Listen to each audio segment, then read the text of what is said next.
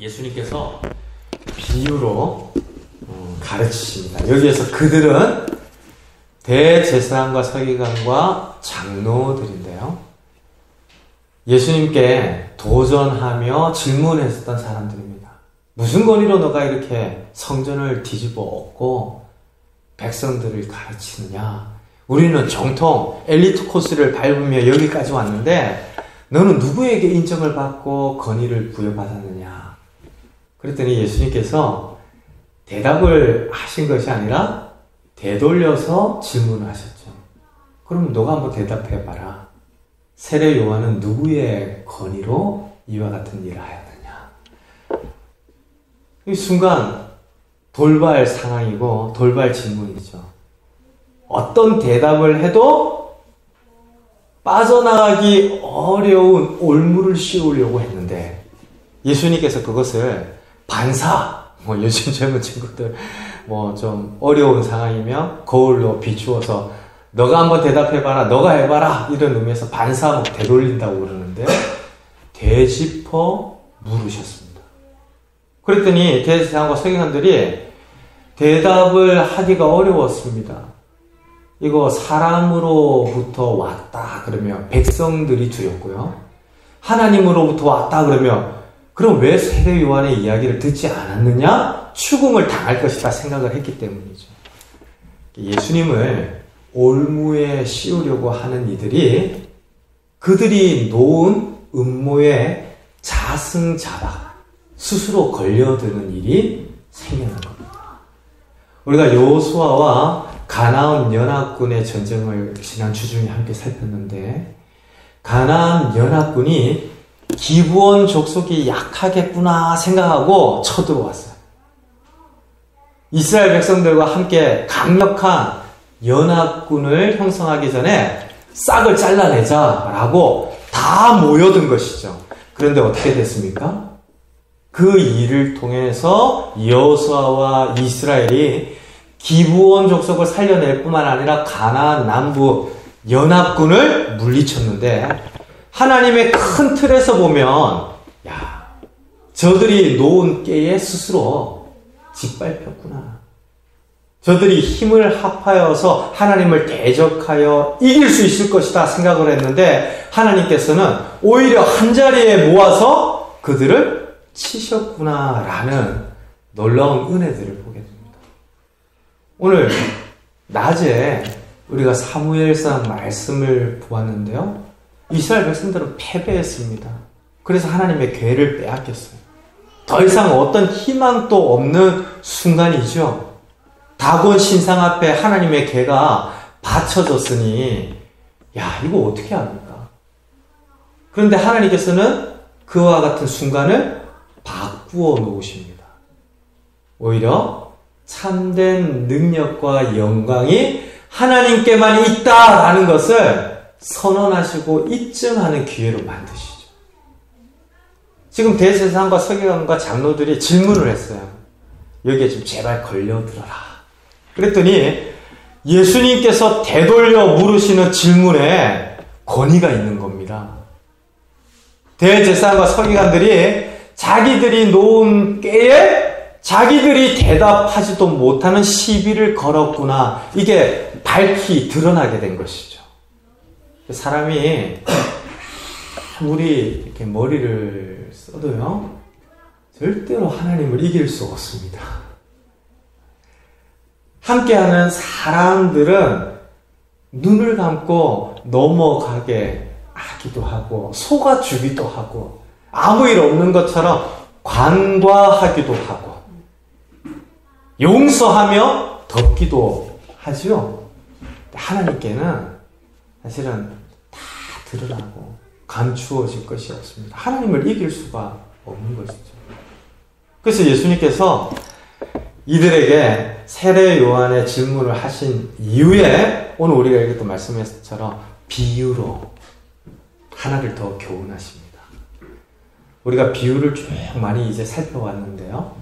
마가복음이 끝나고 또 어느 한 시점이 지나면 마태복음과 누가복음과 요한복음을 차례차례대로 예수님의 생애와 행적을 늘 묵상할 때 성도의 목표, 예수님을 닮아가고 따라가는 것이 우리 가운데 이루어져 가니까 잊으실만 하면 하나씩 볼 겁니다. 그때마다 예수님께서 교훈을 비유로 말씀을 하시죠. 비유가 뭡니까? 빗대어 말하는 겁니다. 이게 참 놀랍지 않습니까? 예수님 왜 그렇게 돌려 말하십니까? 왜 빗대어 말하십니까? 이거 정확하게 말씀해 주십시오라고 이야기하는데 우리가 그렇게 이야기하면 견디지를 못하는 존재입니다. 이게 굉장히 역설적이면서 좀 신비로운 것인데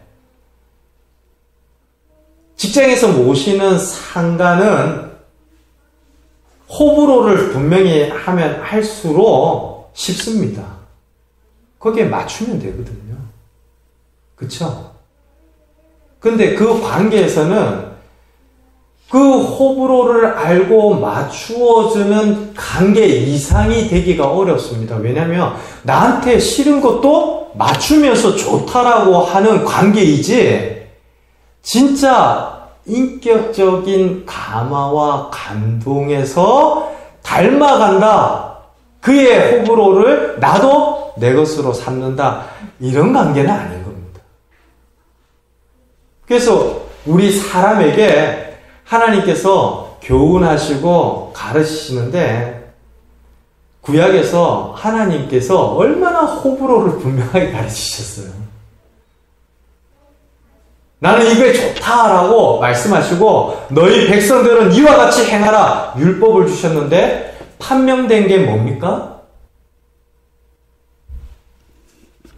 사람이 안 듣는다는 겁니다.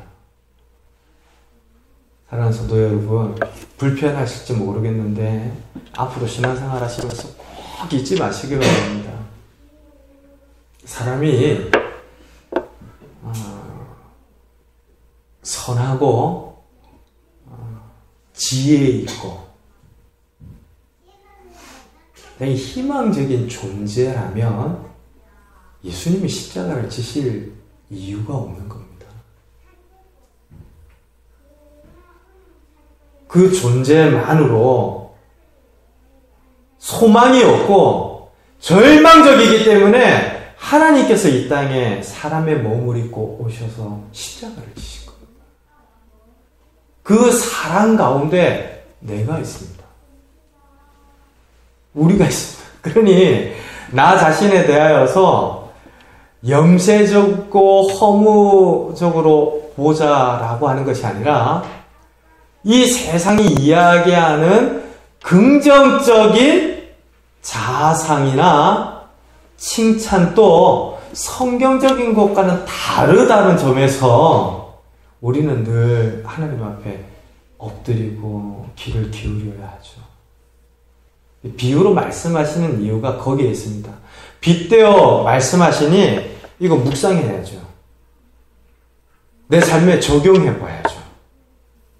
그리고 깨달은 만큼 검증하며 사실관계를 고민하며 생각해 보아야 비유는 풀려나갑니다. 오늘날 신천지가 가르칠 때 이 비유를 굉장히 알레고리칼하게 가르치는데 이런 겁니다. 그냥 A는 B, C는 D 뭐 이렇게 탁탁 대입시켰어요. 그래서 성경 전체에 궁금한 부분을, 신비로운 부분을 남겨놓지 않고 가르칩니다. 딱딱 맞아떨어지게 여기저기 펼치면 기존에 교회 다니던 성도들도 혹 하면서 야, 나 이거 한 번도 들어보지 않았는데 그러면서 귀를 기울인다고 그래요. 근데 성경은 그런 책이 아닙니다. 예수님께서도 우리를 잘 아시기에 1 더하기 1은 2라고 얼마든지 가르치며 말씀하실 수 있으셨지만 빗대어 깨닫도록, 스스로 묵상하도록, 인격적으로 예수님께 감화감동되도록 가르치셨어요. 사랑하는 성도 여러분, 말씀 가까이 하십시다. 올해 초 성경 읽기도 우리 하자라고 했는데 좀 읽고 계십니까? 읽고 계신 줄 믿습니다. 안 읽으세요? 조수 집사님 읽으세요? 안 읽으세요? 네, 읽으셔야 합니다. 성경과 상관없는 기독교는 더 이상 기독교이기가 어렵습니다. 하나님이 계시의 말씀을 통하여서 자신을 보여주시고 나타내 우리 가운데 역사하시는데 그 계시의 길을 닫고 다른 것을 쫓아 행하면 그게 무슨 기독교입니까? 오늘 교회 홈페이지를 제가 가서 주중에 유심히 봤더니 목사님이 병을 고치시기 시작하면서 여기저기서 사람들이 몰려듭니다. 그렇게 첫 페이지에 교회 소개를 해놨어요. 그래서 제가 참 하나님 저한테도 좀 주시면 좋겠습니다. 이런 생각도 들기도 하고 또 한편으로는 참 딱하다. 그 은사 때문에 여기저기에서 몰려든다라고 하는 것을 자랑할 것이 아니라 하나님이 주신 말씀이 우리 성도들을, 우리 교회를 이렇게 바꾸었습니다. 이런 자랑들이 가장 먼저 있을 때 진짜 교회다운 거 아니겠어요?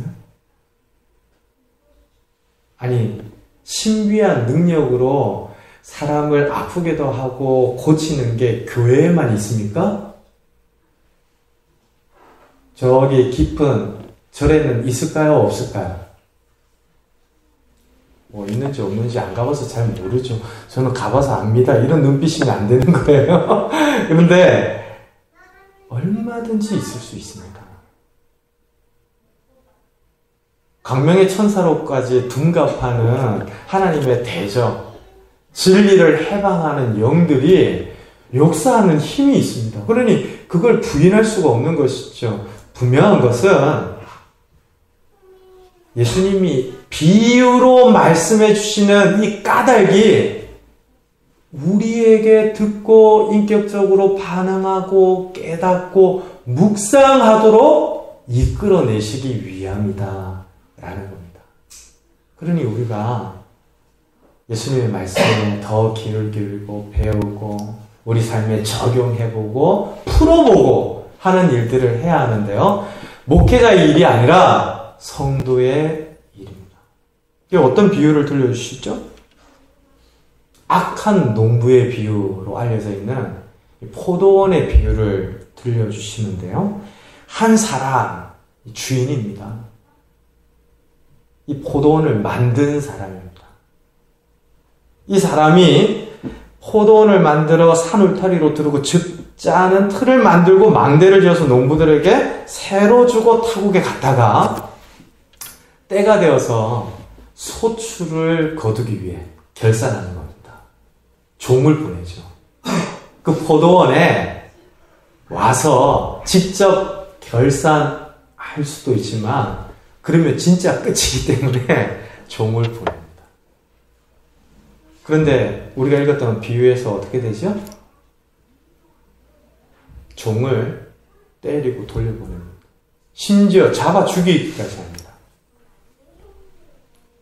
주인이 보내는 종을 내버려 두지를 않습니다. 주인의 뜻을 반항하는 것이죠. 그런데 주인이 참 이상하게 내가 보낸 종들을 듣지 않는 이 농부들을 보면서 특별한 결단을 내립니다. 그래, 종들을 보내면서 말은 안 되는데 마지막 내 남은 아들, 마지막 아들을 보내면 좀 존귀 여기지 않겠냐. 내가 괜히 종을 보냈다. 아들을 보내야겠다. 그래서 아들을 보내는데 농부들이 어떻게 생각합니까?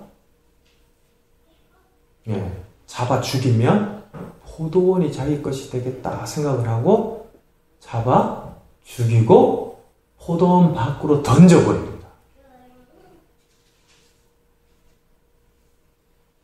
이게 참 끔찍한 비유이죠. 한쪽은 바보 같고 한쪽은 백치 같습니다. 주인은 그 농부들을 향한 기대를 결코 저버리지 않으면서 아들까지 보내는데 이 농부들은 그 주인의 기대를 언제나 산산조각 내어보시죠. 사랑하는 성도 여러분, 이 비유는 누구를 가리켜 하는 비유입니까? 그들 대제사장과 서기관과 장로들을 향하여 예수님이 교훈하시는 비유입니다. 더 나아가서 구원받기 이전에 하나님을 불신하는 모든 사람들을 향하여 주시는 비유이기도 한데요. 사람이 얼마나 악한가에 대하여서도 고발하면서 그런 사람을 향하여 한없이 긍휼한 하나님의 사랑을 나타내고 있는 비유입니다. 그러니 이 비유를 한번 쭉 이해를 하다 보면 농부, 포도원을 만든 주인은 누구시죠? 하나님이십니다. 농부는 누구들입니까? 대제사장과 서기관과 장로들이며 사람들이죠. 그 주인이 보낸 아들을 누구라고 할 수 있겠습니까? 예수님이라고 할 수 있습니다. 나머지 그 산 울타리로 두루었다, 즙자는 틀을 주었다. 이게 무엇인가라고 하는 것을 성경이 구체적으로 이야기를 하지 않으니까 모른다 치더라도 분명하게 나타난 비유 안에서의 인물들은 우리가 듣고 귀 기울여 깨달으면 금세 알아차립니다. 우리만 알아차리는 것이 아니라 대제사장과 서기관과 장로들도 자기들을 가리켜 하는 말인 줄 알았다라고 이야기를 해요. 우리 보십시다. 12절 보십시오. 같이 있습니다. 그들이 예수의 이 비유가 작고자 하되 무리를 두려워하여 예수를 두고 가니라. 이런 존재입니다. 자기를 가리켜 말씀하심인 줄 알고도 무릎을 꿇는 것이 아니라 깨닫고 하나님께로 돌이키는 것이 아니라 오히려 잡아서 가두고 죽이려고 하는 존재들입니다. 사랑하는 성도 여러분, 간곡히 부탁드립니다. 우리 신앙생활은 사랑과 힘을 겨루는 과정들이 아닙니다. 사랑과 힘을 겨루는 듯이 신앙생활을 하는 순간부터 목사가 주도하거나 또 다른 한편으로 성도들이 주도해가는 이상한 형태의 교회가 되어갑니다. 교회는 하나님께서 다스리시는 공동체인 줄 믿습니다. 서로의 연약함이, 서로의 허물이 있다 해도 결국에 영광을 받으시는 분은 하나님이셔야 하고 하나님의 뜻이 주장해 가야 합니다. 그런데 사람이 그런 분명한 가르침과 교훈을 들으면서도 돌이키지를 않아요. 자기 거 한번 딱 잡혔다 그러면 놓으려고 하질 않습니다. 대제사장과 서기관과 장로들처럼 오히려 비유 속에서 말씀하시는 바가 자기들을 이야기하는 것인 줄 깨닫는데도 예수님을 잡아 죽이려고 해요. 이건 오늘날에도 얼마든지 일어납니다. 저거 오늘 나한테 꼭 주시는 말씀이구나. 그렇게 예배하는 중에 깨닫고 들으신 적 많으시죠? 어떠세요? 저는 매주 그런데요. 우리 성도님들은 안 그러세요? 저는 매주 아이고 하나님이 꼭 내 이야기 하시는구나 이렇게 묵상하고 듣고 깨닫는데 성도님들도 그렇게 들으셔야 해요. 하나님께서 실수가 없으신 하나님이신 줄 믿습니다. 그러니까 지난주에 우리를 건너뛰셨다가 이번 주에 조선 목사만 탁 이야기하고 이런 하나님이 아니시고요. 오늘 저에게도 말씀하시고 우리 집사님께도 말씀하시고 우리 아이들에게도 말씀하시는 하나님이신 줄 믿습니다.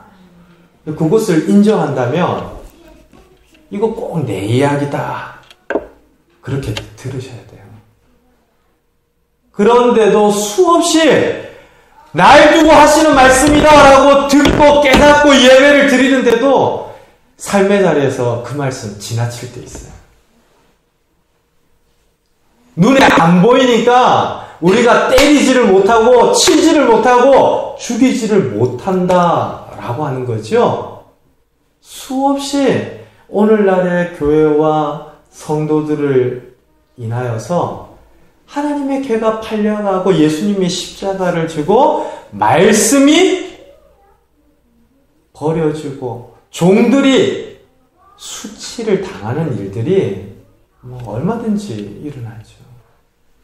근데 사람이 그런 존재다라고 하는 것을 우리가 알면 알수록 은혜가 아니면 안 되는구나. 이 믿음이 저와 여러분들에게 새로워지기를 주님의 이름으로 축원드립니다. 그래야 나 자신에게 희망을 두지 않고 하나님 바라기로 예배하며 살아가요. 내가 이 정도 했으니까 멈춰버리고 내가 이렇게까지 했는데 나 중심으로 생각하다 보면 마음에 드는 것 하나 없고요. 나 같은 사람 한 사람도 없습니다. 그러니 결국에 공동체도 그렇고 하나님과의 관계에서도 그렇고 누가 중심이 되기가 쉽죠? 내가 중심이 되는. 그러니까 하나님께서 다스리시는 교회, 하나님께서 통치하시는 하나님 나라의 신앙에서 내가 예배하는데도 나 중심의 외딴섬, 독립군처럼 지내는 일들이 일어나게 되는 건데요. 지금 대제사장과 서기관과 장로들이 그렇게 끝까지 깃발을 꽂으며 자신들의 왕국, 자신들의 성전, 자신들의 종교가 되겠다 싶어서 예수를 잡아 고난 가운데 넘기며 십자가를 지게 하는구나. 비유를 통해서 우리가 깨닫게 되죠. 예수님께서 이 비유를 통하여서 하시고자 하셨던 말씀은 오늘 오후 예배 설교의 제목과도 같습니다. 우리 12장 9절 말씀 우리 같이 한 목소리를 읽습니다. 포도원 주인이 어떻게 하겠느냐? 와서 그 농부들을 진멸하고 포도원을 다른 사람들에게 주리라. 주인이 보낸 종들을 때리고 죽이고 돌려보내지 않고 종들이 이 포도원의 소출과 열매를 구하는 주인의 뜻을 반역하면서 아들까지 죽여서 던졌어요. 그렇다고 해서 포도원이 자신들이 생각하는 것처럼 자기의 소유가 될 것이 아니라 살아계신 주인이, 포도원의 주인이 이 일을 어떻게 하겠느냐 예수님 물으십니다. 이건 굉장히 무서운 도전이거든요. 지금 당장 종을 때려서 열매를 구하고 소출을 구하는 주인의 뜻을 물리칠 수 있어요. 지금 당장은 그 아들마저 죽이고 내던진 이후에 포도원이 마치 자신의 것이 될 수 있는 것처럼 착각하며 버틸 수 있어요. 그러나 결국에는 포도원 주인의 소유다. 포도원 주인 앞에서 이 모든 일까지 함께 포함해서 결산되어야 한다라는 것이 예수님께서 가르치신 비유의 핵심입니다. 사랑하는 성도 여러분, 우리가 은혜를 알고 구원받은 성도로서 열심히 하지 않아도요, 죄송합니다 이런 표현, 충성하지 않아도, 헌신하지 않아도 하나님께서는 영광을 받으십니다.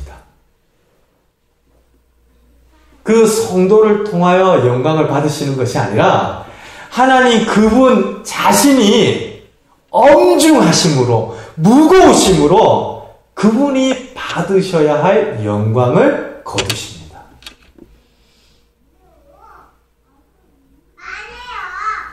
그러나 깨달으면 깨달을수록, 은혜를 알면 알수록 내가 수고하고 참여하지 않는 것으로 하나님이 그 자신의 영광을 받으시기보다 노아와 같이 그의 구원에 동참하는 것을 기뻐하며 즐거워하는 줄로 믿습니다.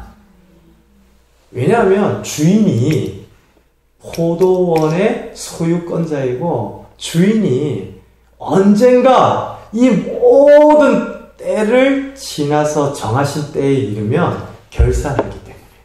그러니 지금 내가 좋은 게 좋다라고 할 것이 아니라 주인이 정하신 그 때를 내가 알지 못하지만 오히려 그 풍성한 열매에 참여하기 위하여 수고하고 헌신하고 쓰여지기를 원하는 것인데요.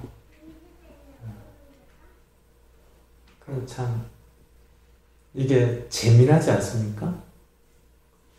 구원받았습니다. 맞습니다. 내가 아무것도 하지 않았는데 택하심을 받고 부르심을 받았습니다.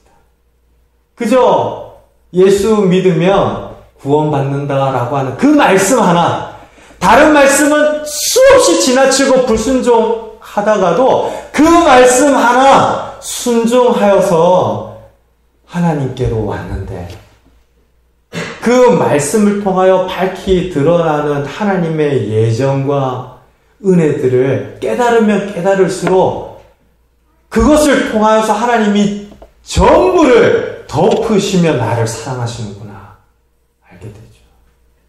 그때 그 은혜를 깨달으면 깨달을수록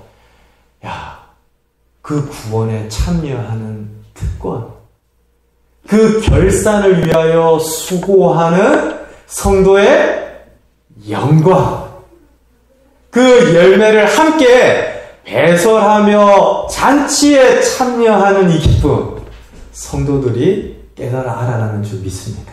그러니 그냥 구원받았으니까 그만입니다, 이거 아닌 거예요. 자라면서 알아가면서 포도원 주인이 어떻게 하시겠느냐 그 물음을 늘 생각하면서 종은 사는 것이죠. 대제사장과 서기관과 장로들을 예수님이 책망하셨습니다. 너희들이 하나님과의 관계를 다 놓쳐버리고 이 포도원이 마치 너희의 것이냐, 성전에다가도 시장을 만들고 하나님이 보내신 아들을 죽이려고까지 하는데 그런다고 너희들의 것이 되겠느냐? 아니다. 반드시 결산하는 때가 있다 라고 하시는데요. 실제로 예수님의 십자가 사건이 있고 난 이후 얼마 가지를 못했습니다. 한 세대를 지나기 전에 예루살렘에 멸망이 있었잖아요. 그 역사 가운데 얼마나 끔찍한 멸망이 예루살렘과 유대 가운데 있었는지 오늘날에도 역사가들의 증언들을 놓고 보면 진짜 끔찍할 정도의 멸망이 있었어요. 가장 잔인하기로 유명했던 로마 군대가 가장 극렬하게 반항하기로 유명했던 유대 민족을 짓밟는데 인정사정을 두지 않고 멸망을 시킵니다. 근데 그런 종말이 영원할 것 같이 움켜쥐던 대제사장과 서기관과 장로들에게 임하였던 것이고 이스라엘 가운데 임하였던 것인데 결산하는 때가 오늘날 성도들에게도 있습니다. 사랑하는 성도 여러분, 포도원은 우리의 것입니까? 하나님의 것입니까? 예, 비유해서 포도원은 우리의 것이 아니라 하나님의 것이죠. 그럼 다시 한번 여쭙겠습니다. 우리의 인생은 우리의 것입니까? 하나님이 주신 기회입니까?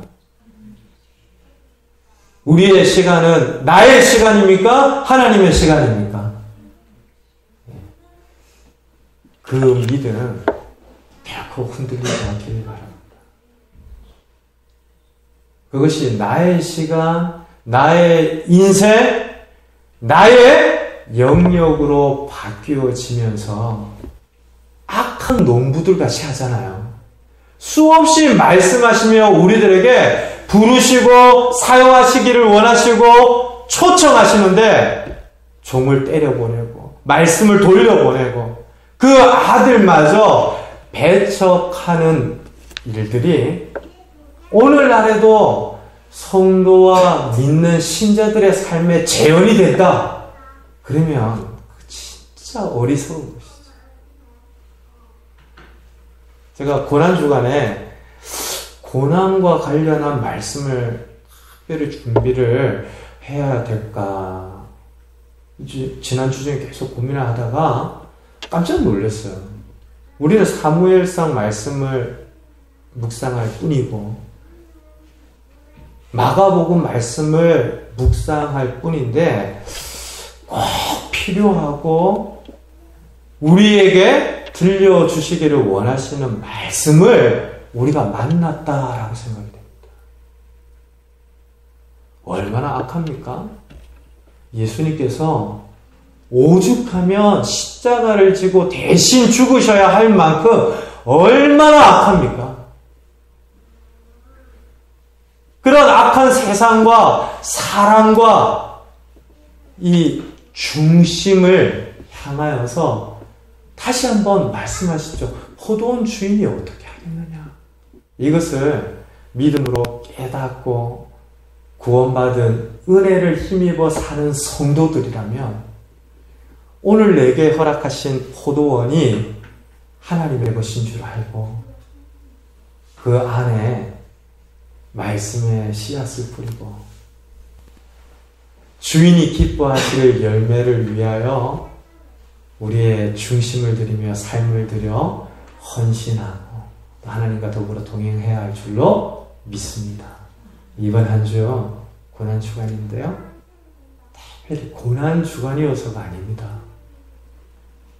매번의 생명과 존재가 예수 그리스도의 십자가 보혈을 힘입어 사는 존재인 것을 잊어버리다가도 정신을 바짝 차리고 생각하는 것이 고난주간의 진짜 의미이죠. 그러니까 이번 한 주만이 아니라 모든 예배 현장과 삶의 순간들을 통하여서 주님의 은혜 아니면 나는 아닙니다 라는 것을 확인해내며 사는 것이 성도라고 한다면 이번 한 주 동안 다시 한번 튜닝을 합시다. 이 조율이 안 되면 나머지 이 음악이 노래가 형편이 없어지잖아요. 주님께서 우리에게 베푸신 은혜들을 하나하나 헤아리고 그렇게 수치와 모욕과 비난과 조롱을 대신 짊어져야 할 만큼 나의 악독을 다시 한번 되돌아보고 그럼에도 죽기까지 대신하신 그 사랑과 은혜들을 생각하면서 포도원 주인이 어떻게 하실까? 그것을 여쭙고 깨닫고 이번 한 주 동안 주의 나라를 위하여 주의 의를 위하여 충성하며 쓰임받는 저와 여러분들의 시간들 또 일주일의 삶이 되시기를 주님의 이름으로 축원드립니다. 우리 함께 기도하겠습니다.